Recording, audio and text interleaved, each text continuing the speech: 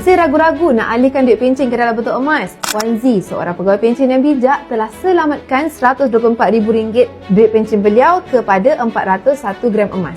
Berapa keuntungan beliau? Berbaloi ke alihkan duit pencen ke dalam bentuk emas ni? Wan Z alihkan duit pencen beliau pada September 2023. Waktu tu, dengan bajet RM124,000, beliau berjaya tukarkan kepada 401 gram emas. Hari ini, nilai 401 gram itu adalah sekitar RM200,500. Bermaksud, beliau untung RM76,500 atau kadar pulangan 61% dalam tempoh 2 tahun sahaja. Emas adalah simpanan jangka panjang, sesuai jika alihkan duit yang tak digunakan 2 tahun ke atas, dan emas secara purata meningkat 10% setiap tahun. Tapi, kadar pulangan emas untuk 2 ke 3 tahun kebelakangan ini adalah lebih daripada itu. Dan di Public Gold, dengan bajet RM124,000, anda boleh dapatkan beberapa keping item 100 gram ini yang akan memaksimumkan keuntungan anda. Public Gold adalah syarikat penghilang emas yang terbesar di Malaysia dengan jumlah penyimpan 2 juta orang, termasuk dengan pegawai-pegawai yang pencen. Beralihlah kepada simpanan emas untuk hari tua anda. Untuk alihkan simpanan duit pencen anda, boleh hubungi saya atau isi borang di bawah. Saya akan bantu anda sebaiknya.